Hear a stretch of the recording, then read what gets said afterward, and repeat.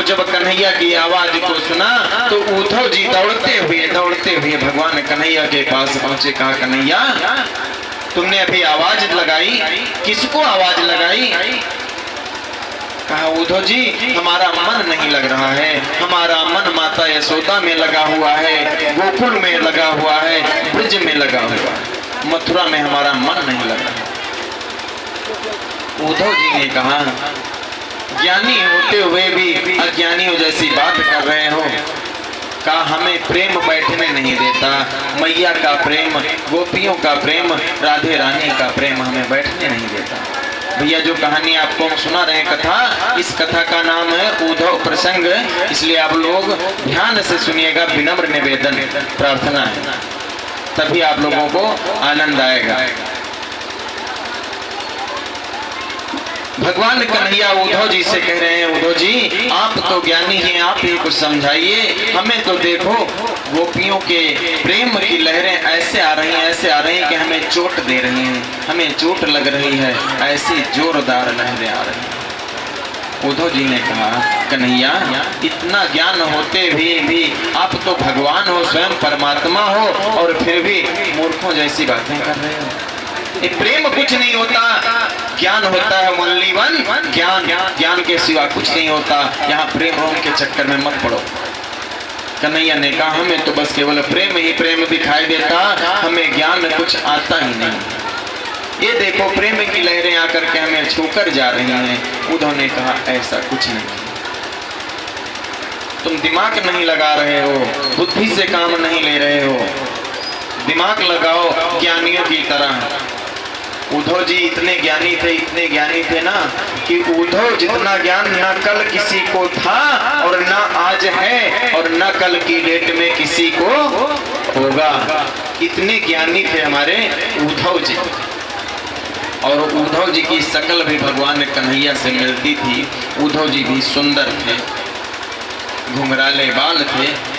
कन्हैया ने कहा, ऐसा करो, हमारा दिल नहीं लग रहा है, माता यशोदा की आज हमें याद आ रही है, नंद बाबा की याद आ रही है।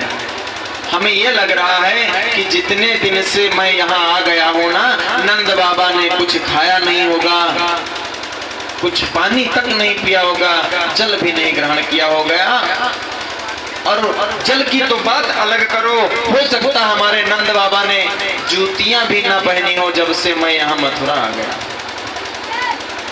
और माता यशोदा की तो ऐसी हालत होगी ना जैसे किसी पागल की होगी। तो कहा, कन्हैया तुम समझदार होते हो, ऐसी बातें जब कर रहे हो तो हमें क्रोध आता है तुम पर। कहा, क्रोध की बातें ना करो उद्धव जी, प्रेम की बातें करो, प्रेम की। हमें इस समय प्रेम के सिवा कुछ दिखाई नहीं देता। उद्धव जी ज्ञान की बात कर रहे हैं और कन्हैया जी प्रेम की बात कर रहे हैं। तो कहा, ऐसा करो,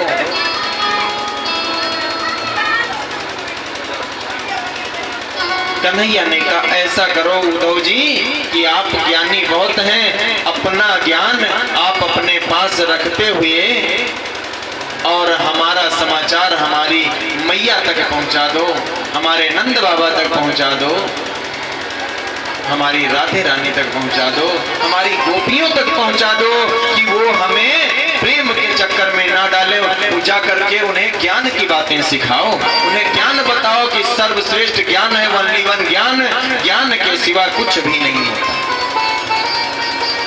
उद्धव जी ने कहा, मैं जाऊंगा लेकिन वहां मेरी बात मानेगा कौन, मुझे पहचानेगा कौन?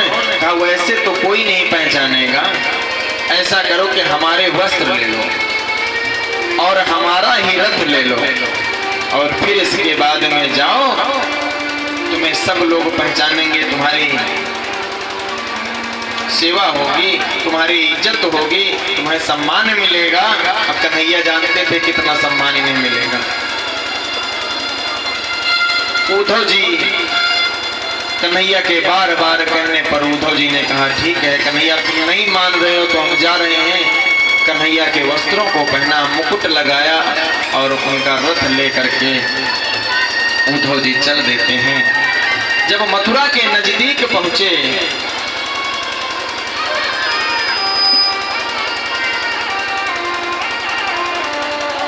तब तक यहाँ से वृंदावन की गोपियों की नजर पड़ गई कि वो मथुरा के बाहर जो कोई रथ आ रहा है, हमें यही लग रहा है कि वो वही रथ है जो हमारे कन्हैया को लेकर गया था। जब आधी दूर पर आया तो गोपियां बहुत खुश हुई कि हमारा कन्हैया आ रहा है। फिर जब रथ बिल्कुल नजदीक आ गया तो उद्धव जी ने पूछा कि नंद बाबा का घर कौन सा है? गोपियों ने कहा, कहां से आए? मथुरा से आए हो ना, इसीलिए नंद बाबा का घर पूछ रहे हो, क्योंकि गोकुलवासी और ब्रजवासी कोई नंद बाबा का घर नहीं पूछता, सब लोग आंखें बंद करके भी जा सकते हैं। तुम मथुरा से आए हो, कौन हो तुम? ये रथ तो वही है जो हमारे प्राणों को लेकर गया था, हमारे कन्हैया को लेकर गया था, हमारे छलिया को लेकर गया था। क्या करने आए हो? अब यहाँ क्या लेने आए हो? कहा हमें नंद बाबा का घर बता दो। कहा ये सामने जो धारा देख रहे हो यमुना जी की, इस धारा की मोड़ जहां तुम्हें बताए कि ये मोड़ है, समझ लेना वही नंद बाबा का घर है, क्योंकि ये गोपियों के अश्रुओं की धारा बह रही है। यमुना जी तो सूख गई थी उसी दिन जिस दिन कन्हैया यहाँ से चला गया।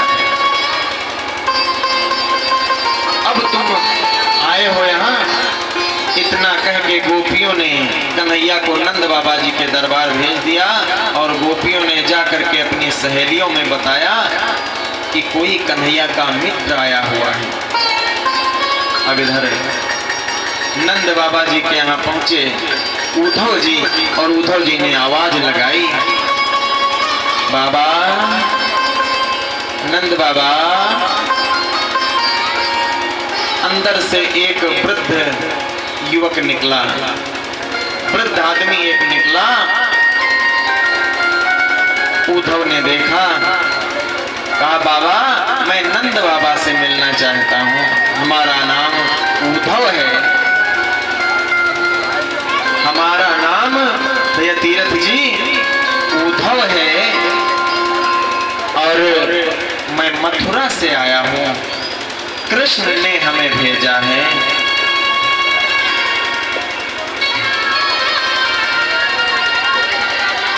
भैया जी की तरफ से 11 मुद्रा भगवान के चरणों में, बैठ जाओ कुर्सी पे।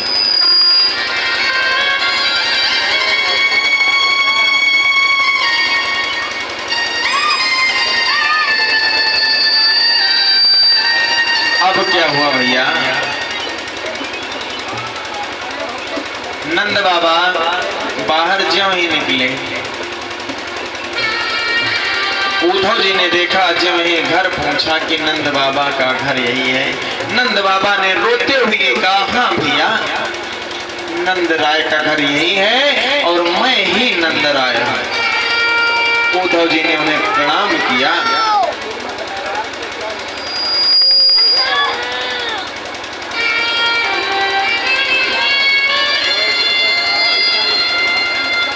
₹10 बछरा जी की तरफ से, जाओ बैठो।